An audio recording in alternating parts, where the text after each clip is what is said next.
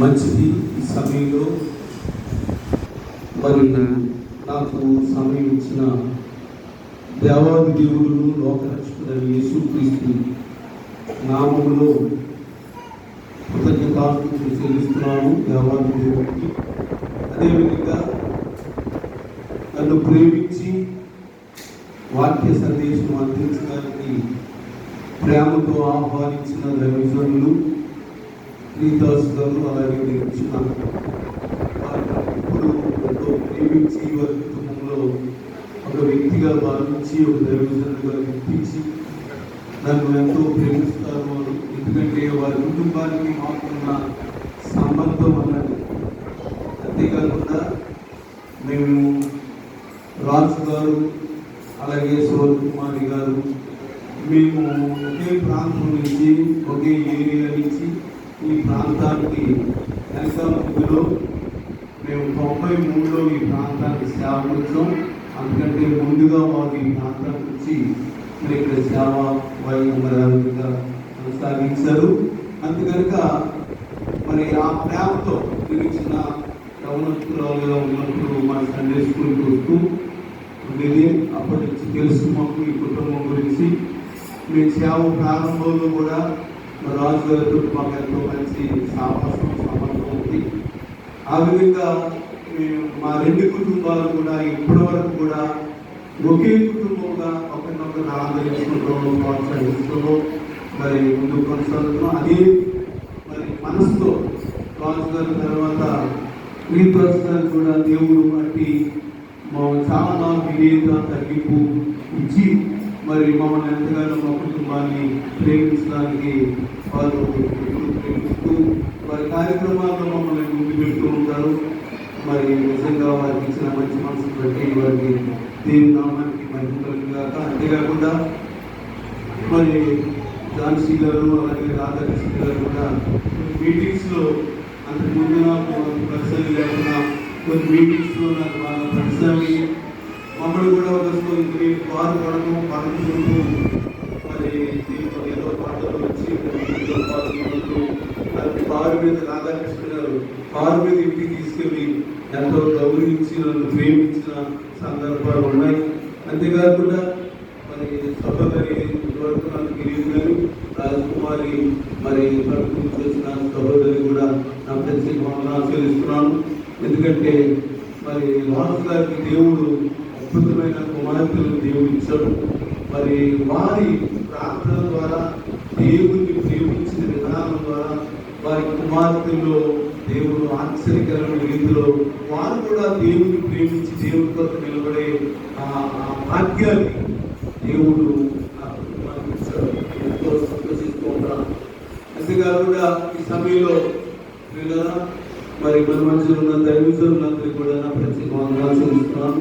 అలాగే John Paul గారు అలాగే ఇంతవరకు సత్యాన్ని నడిపించిన పాల్గొన మండల మాసపేశ్వర అధ్యక్షులు అబ్రహాం గారికి అలాగే కోర్టు స్టాఫ్ రాజా ప్రాంతంలో మరి దేవుని సేవ చేస్తున్న ఐజీఓఎం డైరెక్టర్గా ఉంటున్న దేవుని సేవ యాకబ్ గారికి నా ప్రత్యేక వందనాలు చెల్లిస్తున్నాను. ప్రతి కూడా నా ప్రత్యేక వందనాలు. చాలా సంతోషం. ఇంతవరకు చాలా మంచి సాక్ష్యాలు చెప్పారు. మరి ఇంకా చెప్పాలని చాలా మంది హృదయాల్లో ఉంది. ఎందుకంటే సాక్ష్యం చెప్పేవారు గొప్ప విషయం కాదు, కానీ సాక్ష్యం చెప్పేవారు మనస్సుల్లో మరి సూర్యకుమారి గారు ఉన్నారు కనుక మానసు గారు ఉన్నారు కనుక ఆ తల్లి తండ్రి కంటే ఎక్కువ వారిని ప్రేమించారు కనుక ఆ హృదయంలో ఉన్న ఆ వారి మీద ఉన్న ప్రేమను వారు వ్యక్తం చేయాలని చాలా ఆసక్తి ఉంది అందరికీ. కానీ సమయం తక్కువ ఉంది, అందరికీ వెళ్ళే పరిస్థితి. కానీ ఇంకా సందర్భాల్లో మేము ఖచ్చితంగా వారి గురించి సాక్ష్యం ఇవ్వండి, నా వారి గురించి మంచి మాటలు చెప్పండి. కానీ ఏదేమైనా సరే ఎడబాటు అనేది చాలా బాధకరమైనది. ఎడబాటు అనేది చాలా దుఃఖకరమైనది, వేదనకరమైనది. కానీ దేవుని పిల్లలమైన మనం మరణం గురించిన అవగాహన కలిగి ఉండాలి. మరణం గురించిన అవగాహన మనకు ఉంటే అసలు మనం వారిని ఏ విధంగా ప్రేమించాలి అనేది మనం తెలుసుకున్నాం. పిల్లల జాగ్రత్త గమనించాలి. యేసులో వారు సిలువ మోస్తుంటే చాలా మంది స్త్రీలు కన్నీరు కాల్చి ఏడ్చారు. ఏడిస్తే ఆ ప్రభు అన్నాడు, మీరు పిల్లగారు మీరు నా కొరకు వేడద్దు. ఎవరి కొరకు వేడమని అన్నాడు? మీ కొరకు, మీ పిల్లల కొరకు వేడండి అన్నాడు. కారణం ఏంటి? మరి యేసయ్య అంటే చాలా ప్రేమ ఉంది వారు. ఎందుకంటే యేసు ప్రభు ఈ భూమి మీద ఉన్నప్పుడు ఎన్ని కార్యాలు చేశాడంటే రాయటానికి పుస్తకాలు సాలం, గ్రంథాలు సాలం, అన్ని గొప్ప కార్యాలు చేశాడు. అన్ని గొప్ప కార్యాలు చేసిన వలన ఆ హృదయాల్లో ఏమి నిండిపోయిందంటే ప్రేమ నిండిపోయిన వారు కన్నీరు కాలుస్తున్నారు. అయితే ముఖ్యమైన విషయం యేసుప్రభు ఈ భూమి మీద ఉండగా చెప్పాడు, నిజంగా ఒక వ్యక్తి నన్ను ప్రేమిస్తే కన్నీరు కాల్చడం కాదు, యేసుప్రభుని జ్ఞాపకం చేసుకుని ఆడడం కాదు, అది ముఖ్యమైన విషయం కాదు. అలాగే మన సహోదరుల్ని నిజంగా మీరు ప్రేమిస్తున్నారు, నాకు తెలిసిన విషయం. కానీ ప్రేమిస్తున్నారు కనుక ఆ ప్రేమను వ్యక్తపరచడం అనేది కన్నీరు కాల్చడం, దుఃఖపడడం ఉంటుంది. మనకి ఎడబాటు ఉంది కానీ అది ముఖ్యమైనది కాదు. యేసుప్రభు చాలా స్పష్టంగా చెప్పాడు ఏంటంటే, నన్ను ప్రేమించేవాడు నా మాటను అంగీకరిస్తాడు, నన్ను ఎంబడిస్తాడు. నా గొర్రెలు నా స్వరం వింటాయి, నన్ను ఎంబడిస్తాయి అన్న. ఎంత మంచి మాట! ఇదే మాటను మనం తీసుకుంటే నిజంగా మరి రాజు గారిని అలాగే సువర్ణ కుమారి గారిని మనం నిజంగా ప్రేమించిన వారు అయితే కన్నీరు కాల్చడం కాదు, వారి గురించి ఏదో చెప్పి ఆడటం కాదు. దేవుడి పిల్లలమైన మనం అది ప్రాముఖ్యమైనది కాదు. ఎందుకంటే పౌలు గారు చెప్పిన మాట ఏంటంటే, నిరీక్షణ లేని ఇతరుల వలె మీరు దుఃఖపడకుండా నిమిత్తము మీకు చెప్పకుండా, ఈ రహస్యాన్ని చెప్పకుండా మేము ఉండలేము అన్నారు. అంటే దాని అర్థం ఏంటి? మీరు ఏడుంటూ గుండు బాదుకుంటూ ఉంటుంది. ఎడబాటులో అవి ఉన్నాయి. ఎడబాటులో మరణంలో చాలా దుఃఖం ఉంది, చాలా బాధ ఉంది, చాలా వేదన ఉంది, చాలా వాదార్పు పొందలేని పరిస్థితి ఉంది. కానీ అది ముఖ్యమైనది కాదు. జాగ్రత్తగా సంగతిని మీరు తెలుసుకోవాలి. మనం నిరీక్షణ కలిగిన వారు, నిరీక్షణ లేని వారు కాదు. వాక్యం కలిగిన వారు మనం, వాక్యం లేని వారు కాదు. మనం దేవుడిని కలిగిన వారు, మనం దేవుడు లేని వారు కాదు. అంతేకాదు విశ్వాసం కలిగిన వారు మనం. విశ్వాసము నిరీక్షణ నాకు ఉంది. కనుక దీన్ని బట్టి వాదార్పు నొందుతూ, వాక్యం చేత వాదార్పు నొందుతూ మనం చేయవలసిన పని ఏంటంటే, మనము నిజంగా వారిని ప్రేమిస్తే వారు చెప్పిన మాటల ప్రకారంగా జీవించడం అనేది ఒక గొప్ప సంగతి. మరి సహోదరి సగం సాక్ష్యం ఇచ్చింది. నాకు ప్రార్థన చేయడం రాదు, మరి సాక్ష్యం రాదు, ఏమీ తెలియదు నాకు. కానీ నా తల్లి ఆమె చెప్పిన మాటల ద్వారా వాక్యం చెప్పడం, లేక సాక్ష్యం ఇవ్వడం, అదేవిధంగా ప్రార్థన చేయడం, వాక్యం చదవడం, దేవుడి గురించి సరైన అవగాహన నేను తెలుసుకుని వదిలేదు. దాన్ని ఎంబడించడం అనేది ఒక గొప్ప సంగతి. ఆమె పరలోకంలో ఉండి మరి నిజంగా ఆమెను ప్రేమించే వారు ఎవరైనా సరే మరి నిజంగా ఆమె చెప్పిన మాటల ప్రకారంగా జీవించడం అనేది ఆమె ఎంత సంతోషిస్తుందో. జాగ్రత్తగా ఒక మాట వినండి, ఒక మాట జాగ్రత్తగా. మనుషులు స్వభావం మన గురించి, ఇక్కడ ఉన్న వారి గురించి నేను చెప్పడం లేదు. అసలు మానవ కోటికి ఉన్న స్వభావం ఏంటంటే, మానవులకి నరులకు ఉన్న స్వభావం ఏంటంటే, ఏదైనా జ్ఞాపకం చేసుకున్నప్పుడు మాత్రం ఏడుస్తాం, ఏదైనా జ్ఞాపకం చేసుకున్నప్పుడు దుఃఖపడతాం. ఎలా ఉంటుందో తెలుసా? మన దుఃఖం, మన బాధ ఎలా ఉంటుందంటే, అర్థంలో ముఖం చూసుకున్నప్పుడు, ప్రతిబింబాన్ని చూసుకున్నప్పుడు నా ముఖం ఎలా ఉంది అని మనం భావిస్తాం. అర్థం నుంచి పక్కకి తప్పుకున్న వెంటనే ఆ కవిడిని మర్చిపోతాం. పూర్తిగా మగాన్ని మర్చిపోయి వేరేగా ఆలోచనలో ఉంటాం. మానవుడి యొక్క దుఃఖం, మానవుడి యొక్క బాధ, మానవుడి యొక్క మరి ఈ వేదన అలాంటిదే. జ్ఞాపకం చేసుకున్నప్పుడే ఏడుస్తాం, జ్ఞాపకం చేసుకున్నప్పుడే మనకు దుఃఖం కలుగుతుంది. కనుక జాగ్రత్త గమనించండి. కానీ దేవుని దుఃఖం, దేవుని వేదన అలాంటిది కాదు. నిన్న గలవీలు సామ్యూయల్ గారు జ్ఞాపకార్థం జరిగింది, అందులో కూడా నేను ఈ మాట చెప్పాను. ఏ మాట చెప్పానంటే, ఇక్కడ మనము దుఃఖపడుతున్నది జ్ఞాపకం చేసుకున్నప్పుడు దుఃఖపడుతున్నాం, అర్థంలో ముఖం చూసుకున్నప్పుడు పక్కపడేటప్పుడు మన మగ బిందువుని ఎలాగైతే మర్చిపోతున్నామో, అదేవిధంగా జ్ఞాపకం చేసుకున్నప్పుడు దుఃఖపడుతున్నాం, తర్వాత మర్చిపోతున్నాం. కానీ మన తండ్రి అయిన దేవుడు 6,000 సంవత్సరాలు ఇంకా ఎక్కువగానే మన గురించి వేదన పడుతున్నాడు, సంతాపం నొందుతున్నాడు అని దేవుని వాక్యంలో ఉంది. అది కానీ 6:6 రాయబడి మాట్లాడితే నలుగురు చేస్తున్నందుకు యెహోవా సంతాపం నొందుతున్నాడు అని. ఎంత వేదనండి! అది సామాన్య వేదన కాదు, మర్చిపోయే వేదన కాదని. చాలా దుఃఖపడుతున్నాడు, చాలా వేదన పడుతున్నాడు. కానీ 2000 సంవత్సరాల క్రితము యేసుక్రీస్తు ఈ లోకానికి వచ్చి ఆయన సంతాపాన్ని చల్లార్చాడు. గట్టిగా చప్పట్లు కొట్టి దేవుని మీద పడతాడు. దేవుడి సంతాపాన్ని చల్లార్చింది ఎవరంటే ఈ భూమి మీద యేసుక్రీస్తు ప్రభువారు ఈ భూమి మీదకి వచ్చి ఆయన సంతాపాన్ని చల్లార్చి నా ప్రియకుమారుడు ఈయన యందు నేను ఆనందిస్తున్నాడా అని దేవుడు సాక్ష్యం, తండ్రి అయిన దేవుడు సాక్ష్యం ఇచ్చేటట్లు ఆయన ఈ భూమి మీద జీవించాడు. నేను మాట్లాడే మాటలు నా మాటలు కాదు, నా తండ్రి మాటలు. నేను చేసే పనులు నా పనులు కాదు, నా తండ్రి పనులు. నేను నా ఇష్టాన్ని నెరవేర్చుకుంటలేదు, నా తండ్రి ఇష్టాన్ని నెరవేరుస్తున్నాను అన్నాడు. అందుకు ఆయన మాట చెబితే, ఆయన పేరు జ్ఞాపకం చేస్తే ఆయన మరి ఎంతో దయతో ఎంతో ప్రేమతో నిండిపోతాడు. ఆయన పేరు చెబితే చాలు ఈ భూమి మీద నీకు ఏది కావాలన్నా అది ఇవ్వడానికి ఆయన ఇష్టపడుతున్నాడు. ఎందుకంటే ఆయన్ని సంతోషపెట్టగలిగింది ఆయన ఒక్కడు మాత్రమే. అయితే ఇంకొక మాట వినండి, యేసు ప్రభువారు చెప్పిన మాట ఏంటంటే ఈ భూమి మీద దేవుని యేసుక్రీస్తుని నమ్మి ఆయన విశ్వసించి ఈ భూమి మీద ఆయన కొరకు బ్రతికిన వారు ఎవరైనా ఉంటే, ఆయన కొరకు జీవించిన వారు, ఆయన చిత్తాన్ని నెరవేర్చిన వారు ఎవరైనా ఉంటే వారు కూడా ఈ భూమిని విడిచిపెట్టినప్పుడు జరుగుతున్న సంగతి ఏంటో తెలుసా? ఆ తండ్రిని సంతోషపెట్టగలుగుతున్నారు. దేవునామమున స్తోత్రం. కనుక మరి స్వర్ణకుమారి గారు అలాగే రాజుగారు కూడా ఈ భూమి మీద వాళ్ళు దేవుని చిత్తాన్ని జరిగించి వాళ్ళ తండ్రి దగ్గరికి వెళ్ళినప్పుడు ఆ వారిని బట్టి కూడా దేవుడు సంతోషించాడు. ఎందుకంటే తండ్రి చిత్తాన్ని నెరవేర్చారు కనుక. తండ్రి చిత్తము నశించిపోతున్న ఆత్మను రక్షించడం అనేది ఒక గొప్ప పని. ఆ పని అర్థం చేసుకుని దాని ప్రకారంగా ఈ భూమిని జీవించిన వాళ్ళు బట్టి దేవుడు ఎంతో ఆనందిస్తున్నాడు. దేవుడు స్తోత్రం. మన పరలోకి వెళ్ళిన తర్వాత మన జీవితంలో చూస్తాడు ఆయన. నా కుమార్తె, నా కుమార్తె, నువ్వు నా దగ్గరికి వచ్చావు, చాలా సంతోషం. అయితే నువ్వు ఎవరినైనా నా దగ్గరికి నడిపించగలిగావా?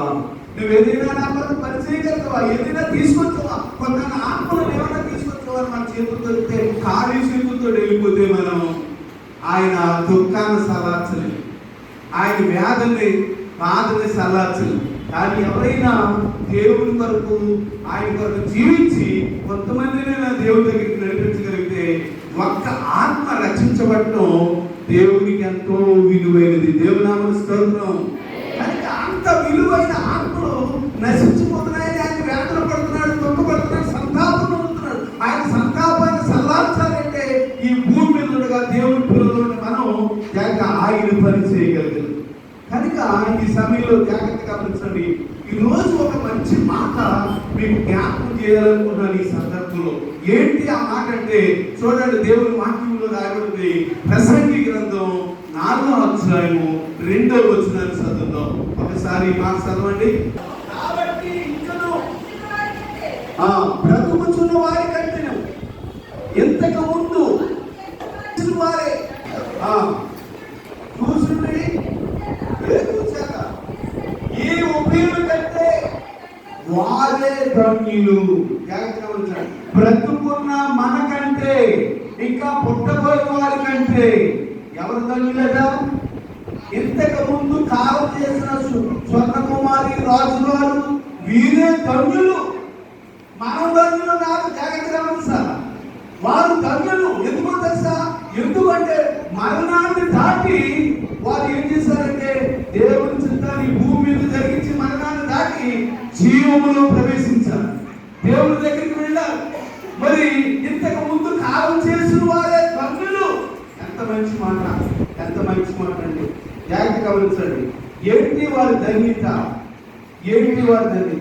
క్రైస్తవులైన మనం కూడా మరణానికి గురిగా భయపడిపోవడానికి వీలు. ఎందుకంటే మరణం గురించిన అవగాహన లేక చాలా మంది భయపడిపోతూ ఉంటారు. మరణం రెండు భాగాలుగా ఉంది, జాగ్రత్తగా గమనించాలి. ఒకటి వాక్యం తెలియని వారికి, ఒకటి దేవుడు తెలియని వారికి మరణం దుఃఖకరమైంది, మరణం బాధకరమైంది. బోర్డులో రాస్తారు, స్వార్థ సముద్రంలో మునిగిపోయారు ఈ కుటుంబం అని. కనుక మరి ఆ వేడుకల్లో, ఆ దుఃఖంలో, ఆ వేదనలో ఆ ఇల్లంతా చీకటిగా అయిపోయిన పరిస్థితి. కొంతమంది అంటారు వారి ఇంటికి గాయం కలిగిందంట. ఆ ఇంటిలో ఉన్న ప్రాముఖ్యమైన వ్యక్తులు వారు మరణించారు కనుక ఆ ఇంటికి ఏం జరిగిందంట? గాయం జరిగింది. నిజమే, ఒక మరణానికి ఒక వైపు ఎలా ఉందంటే దుఃఖకరంగా ఉంది, బాధకరంగా ఉంది, వేదనకరంగా ఉంది, చాలా గాయంగా ఉంది, చాలా చీకటిగా ఉంది. ఆ పరిస్థితి ఏంటి? ఎలాగైపోయినట్టుగా ఉంది. కానీ ఒక విషయాన్ని, మరణానికి రెండో వైపు మనం చూస్తే, దేవుని ఎరిగిన పిల్లలమైన మనం, వాక్యం ఎరిగిన పిల్లలమైన మనం, దేవుణ్ణి విశ్వసించిన మనకి మరణం రెండో వైపు ఎలా ఉందో తెలుసా? ఫిలిప్పీ రాసిన పత్రిక 1:21 రాయబడి ఉంది. అంటున్నాడు పౌలు గారు, ఏం చెప్తున్నాడంటే ఫిలిప్పీ సంఘానికి చెప్తున్నాడు. ఫిలిప్పీ సంఘానికి 1:21 బ్రతుకుట క్రీస్తే, చావైతే లాభము. హల్లెలూయా. సాగు దేవుని పిల్లలకి ఎలాంటిదంట చెప్పాలి. ఎలాంటిదండి? లాభము సాగు.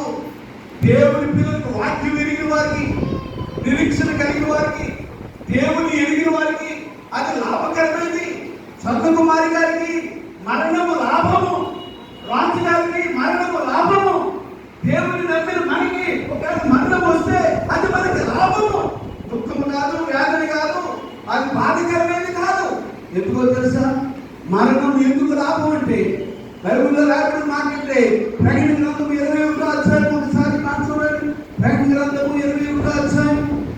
ఈ మాటల్లో ఒక చక్కని మాట అక్కడ రాయబడింది చూడండి. ఆ మాట 21వ అధ్యాయం 4వ వచనం కాడికి చదవండి ఒక మాట.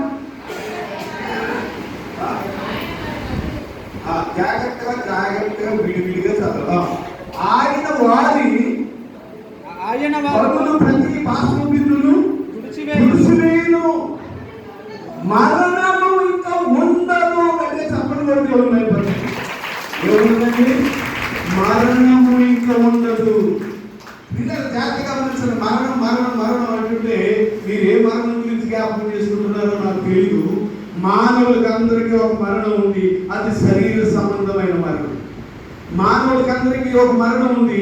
వారు భక్తులైనా, భక్తిహీనులైనా, దుర్మార్గులైనా, మంచివారైనా అందరూ మరణించాలి. అది శరీర సంబంధమైన మరణం. నేను చెబుతున్న మరణము అది శరీర సంబంధమైన మరణం కాదు, ఆత్మ సంబంధమైన మరణం. ఆత్మ సంబంధమైన మరణము వారికి ఉండదు, వారికి ఉండదు. దేవుని శక్తికి వెళ్ళిన వారు, దేవుని దగ్గరికి వెళ్ళిన వారికి మరి మరణం ఉండదంట. ఆత్మ సంబంధమైన మరణం ఉండదంట. ఇంకేముండదట? చదవండి. ఇంకా దుఃఖమైనను, ఏడుపైనను, వేదనైనను ఇంకో ఉండదు. అక్కడ దుఃఖం లేదు, వేదన లేదు, ఏమీ లేదు. సహోదరి తల్లి గారు అక్కడ ఉన్నారు, మన తండ్రి గారు అక్కడ ఉన్నారు. సంతోషకరమైన స్థలం అది, శాంతికరమైన స్థలం అది. మరణము లేదు. అక్కడ ఏం లేదట? మరణము లేదు. ఏం జరిగింది? మరణం గురించి ఏం జరిగింది? జాగ్రత్త గమనించండి. ఒక మాట చదవండి. ఏం జరిగిందో దేవుని వాక్యంలో నుంచి. కొరింథీ రాసిన పత్రిక 15వ అధ్యాయం. కొరింథీ రాసిన పత్రిక 15వ అధ్యాయం 54-55 రోజు. ఒక్కరు ఈజీగా మైండ్లో మంచిగా చదివితే బాగుంటుంది. క్షయమైనది అక్షయత ధరించుకున్నప్పుడు, మధ్యమైనది అమర్త్యమును ధరించుకున్నప్పుడు విజయముందు మరణమును మింగివేసును. దేవునామమునకు స్తోత్రం. జాగ్రత్త గమనించండి. క్రైస్తవులకు ఒక సంతోషకరమైన వార్త ఏంటో తెలుసా? జాగ్రత్తగా గమనించాలి. ఇక్కడ యేసుక్రీస్తు ప్రభువారు జరిగించిన ఒక గొప్ప కార్యం ఏంటంటే ఆయన మరణాన్ని మింగేశాడు. ఏం చేశాడండి? ఆ మరణాన్ని మింగేశాడు ఆయన. ఈ శరీర సంబంధమైన మరణం కాదు, ఆత్మ సంబంధమైన మరణములను తాకకుండా మనల్ని, ఆత్మ సంబంధమైన మరణము మనల్ని నాశనానికి, నరకానికి తీసుకుని పోకుండా, అగ్నిగుండానికి తీసుకుని పోకుండా ఆ మరణాన్ని ఆయన మింగేస్తాడు. ఎలా వేసాడు ఆయన. ఇంకా కొన్ని ఇంకా కిందకి చదవండి. ఓ మరణమా నీ విజయం ఎక్కడా? ఓ మరణమా నీ ముళ్ళెక్కడా? మరణపు ముళ్ళు పాపము, పాపమునకు ఉన్న ఫలము ధర్మశాస్త్రము అయినను మన ప్రభు అయిన క్రీస్తు యేసుక్రీస్తు మూలముగా మనకి జయము అనుగ్రహించిన దేవుని స్తోత్రం. ఆయన శిలువలో మన కొరకు మరణపు ముళ్ళుని విరిసేశాడు.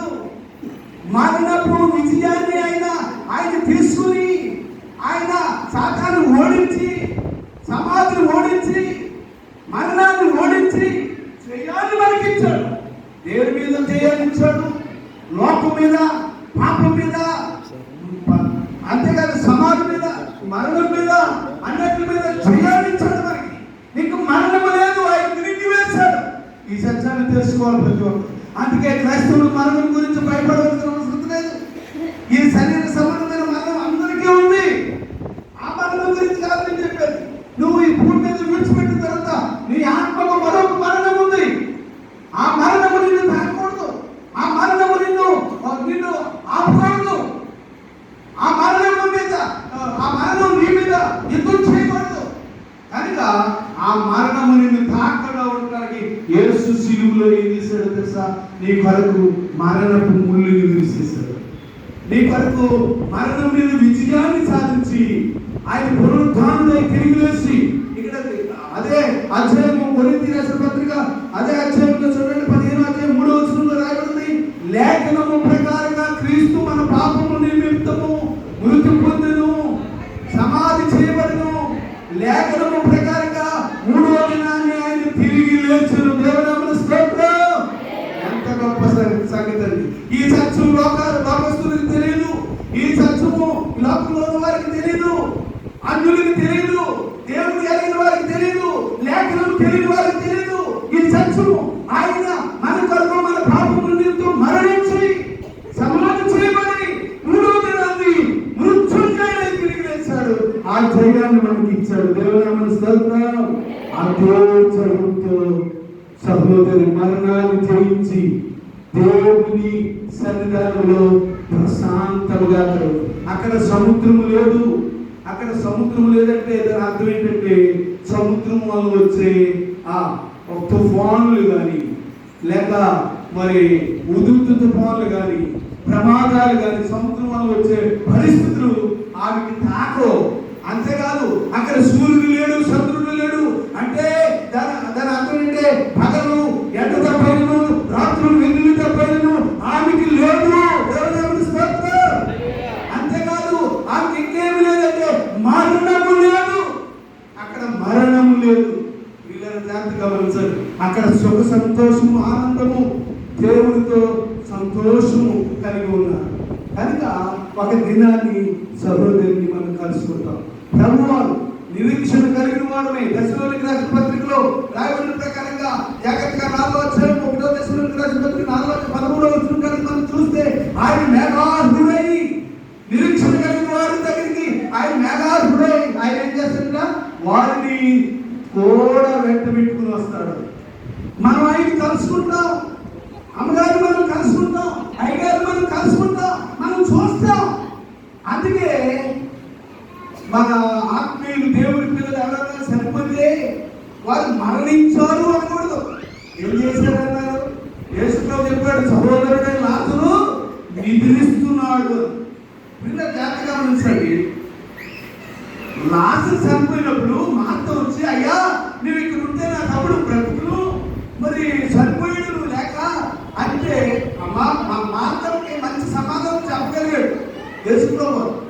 మార్తకు నాకు విశ్వాసం లేకపోయినా మార్తకి దేవుడు అంటే ప్రేమ. అందుకని ఆయనకి వంటలు గట్ట చేసి మంచి భోజనాలు పెట్టింది. అందుకనుక ఆవిడ సమాధానం చెప్పగలిగాడు. ఏమంటే అమ్మా నువ్వు నమ్మితే దేవుని మహిమను నువ్వు చూస్తావని సమాధానం చెప్పాలి. తర్వాత వెళ్ళి మార్తను వెళ్ళి మరియను తీసుకుని వచ్చింది. యేసుప్రభువు వచ్చారు రా. అప్పుడు వచ్చి ఆమె చేసిన పని ఏంటో తెలుసా? అయ్యా యేసయ్యను వచ్చువా, అయితే నా తమ్ముడు బ్రతుకుతాడు అని అదే అంటూ మానేసి ఆమె ఏడవడం మొదలెట్టింది. అయ్యా నా తమ్ముడు చనిపోయాడని చెప్పి ఏడవడం మొదలుపెట్టింది. ఆమె ఏడవడం చూసి యూదులందరూ ఏడవడం మొదలు పెట్టారు. అదే మన సంగతి కూడా. బాధకరమైన విషయం ఏంటంటే ఎవరైనా చనిపోయారు అనుకోండి, ఆ చనిపోయిన వాళ్ళు కాడ ఎవరైనా ఒక ఏడుస్తుంటే అందరూ ఏడుస్తారు. ఏడకపోతే ఏడుస్తున్నా ఒకవేళ అది మామూలుగా ఏడ్చుకున్నారు, మామూలు కూర్చోన్నారు అనుకో, వచ్చిన వాళ్ళు ఏడుస్తారా? ఏడ అక్కడ ఏడ్చుకోండి ఉంటేనే ఏడుస్తారు, అక్కడ ఏడ్చుకోండి ఉంటేనే వెళ్ళిపోతుంది. ఇది మానవ స్వభావం. ఇది కనుక మరియమ్మ వచ్చాక అసలు మరియమ్మ మీద ఏదో అసలు పెట్టుకున్నాడు యేసయ్య. మరియమ్మ దేవుడు వాక్యం విని వాక్య ప్రకారంగా జీవించి అనేకులు యూదులను రక్షించడానికి సమర్థురాలివి అని చెప్పి ఆమె పాదాలు కడుగుతున్న మరియమ్మకి ఎన్నో రహస్యాలు చెప్పాడు ఆయన, ఎన్నో సంగతులు చెప్పాడు ఆయన. ఆయన ఇది చాలా మంది వాటి బాగా అపస్తులుగా చూపిస్తారు. వినటకు మట్టుకు మాత్రం వినటం కదా దాని ప్రకారంగా చేయని వాళ్ళు దీవించబడతారు. దేవుని నామమున స్తోత్రం. కనుక జాగ్రత్తగా గమనించండి ఈ మాట. మరియమ్మ వచ్చి చేసిన పనికి ఏడవడం మొదలుపెట్టింది. ఆమె చూసి యూదులందరూ ఏడవడం మొదలుపెట్టారు. అప్పుడు యేసయ్య మాట్లాడే మాటల గురించి, అక్కడ ఉన్న ప్రజల గురించి, లాజరు గురించి గొప్పపడలేదు. కానీ ఎవరి గురించి గొప్పపడ్డాడంటే మనసులో మూలిగేటంట, హృదయంలో మూలిగి వేదన దుఃఖం వచ్చింది. కారణం కదా ఇన్ని రహస్యాలు తెలియజేసారు, ఇంత తెలియజేసి ఏం చేస్తుందంటే ఏడుస్తుంది అని చెప్పి మూలిగాడు. మూలిగి వాళ్ళందరూ చూసి ఏడుతుంటే వాళ్ళందరిని బట్టి అప్పుడు యేసయ్య ఏం చేశాడంటే మూలిగి చాలా వేదన పడ్డాడు, దుఃఖపడ్డాడు. ఎవరిని బట్టి? మరియమ్మ వాక్యం తెలుసుండి ఏడుస్తుంది. బయట ఎవరు ఏడుస్తున్నారు? వాక్యం తెలియని వాళ్ళు ఏడుస్తున్నారు, వాక్యం తెలియని వాళ్ళు గుడి బాగుంటున్నారు, వాక్యం తెలియని వాళ్ళు వేదన పడుతున్నారు. దానికి అర్థం ఉంది. వాక్యం తెలుసు నీకు, దేవుడు తెలుసు నీకు, ఎన్నో వాక్యాలు విన్నాను కనుక దుఃఖం ఉంటుంది, బాధ ఉంటుంది. ఉండదని చెప్పలేదు, వేదన ఉండదని చెప్పలేదు. కానీ దాన్ని ఏం చేయాలంటే మనం వాదార్పు ఉండాలి. ఏం చేయాలా? వాక్యం చేత వాదార్పు నుండి ధైర్యంగా మాట్లాడాలి, ధైర్యంగా ఉండాలి. ఉండి దేవుని మాట ప్రకారంగా ఈ భూమి మీద జీవించి తండ్రి అని దేవుణ్ణి, మన సహోదరి ఆత్మీయ తల్లి తండ్రిని సంతోషపెట్టినట్లుగా ఈ భూమి మీద మీరు బ్రతకాలి. అది నిజమైన ఆనందం. వాళ్ళు దేవునామ స్తోత్రం. నిజమైన సంతోషం అది. నువ్వు దుఃఖపడటం కాదు, నువ్వు వేదన పడటం కాదు. యేసు ప్రభు మరియమ్మ దుఃఖపడటాన్ని బట్టి సంతోషించలేదు, ఊరికి వేదన పడ్డాడు. తండ్రి నీ భూమి మీదకి నువ్వు పంపిస్తే వచ్చానన్న సంగతి నీకు తెలిసినట్టుగా ఇదిగో ఈ కార్యాలు జరిగించని చెప్పి ప్రార్థన చేసి రాష్ట్రంలో బయటకు రమ్మన్నాడు. దేవునామ స్తోత్రం. అంటే దేవుని పిల్లలై మనం జాగ్రత్త పిల్లరా, మనము దుఃఖపడటం వేదన పడటం కాదు, కానీ వారు చెప్పిన ప్రకారంగా చేయటం.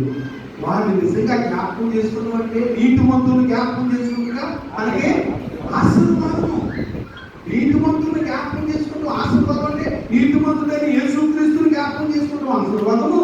నీతిమంతులుగా జీవించి అనేకులను మరి దేవుని తట్టు తిప్పిన ఆత్మీయ తల్లిదండ్రులను నీతిమంతులు జ్ఞాపకం చేసుకుంటాం మనకు ఆశీర్వాదం. ఎప్పుడు ఆశీర్వాదం?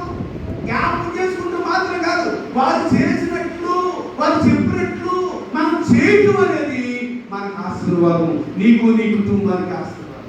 వారు ఏం చెప్పారు ఆ మాట నువ్వు చేయగలుగుతున్నావా? వారిని నిజంగా నువ్వు ప్రేమించినట్లయితే, యేసుక్రీస్తును నిజంగా నువ్వు ప్రేమించినట్లయితే ఆయన్ని జ్ఞాపకం చేసుకుంటూ మాత్రమే కాదు, ఏడవడం మాత్రమే కాదు, ఆయన చెప్పిన ప్రకారంగా చేయటమే నిజమైన ప్రేమ. ఆయన్ని ప్రేమించి ఆయన కొరకు ఈ భూమి మీద మనం జీవిస్తాం. విషయం ఏంటంటే జాగ్రత్తగా గమనించడం. ఒక మాట చదవండి, ఈ మాట కూడా చదవండి. నేను ముగించే ముందు ఈ మాట కూడా చదవండి ఒకసారి. కొలస్సీయులకు రాసిన పత్రిక 2వ అధ్యాయము 13, 14, 15 వచనాలు, ఈ 3 వచనాలు చదవండి ఒకసారి. మంచిది చదవండి. మరియు అపరాధములోను శరీరమందు మీరు మృతులై ఉండగా దేవుడు రాతపూర్వకమైన ఆజ్ఞలను మన మీద రుణముగాను మనకు విరోధముగాను వండిన పత్రమును మేకులతో సిలువుకు కొట్టి దాని మీద చేతురాతను తుడిచివేసి మనకి అడ్డము లేకుండా దాన్ని ఎత్తివేసి మన అపరాధములను క్షమించి ఆయనతో కూడా మిమ్మల్ని జీవింపచేయను, మనల్ని ఆయనతో కూడా జీవింపజేసి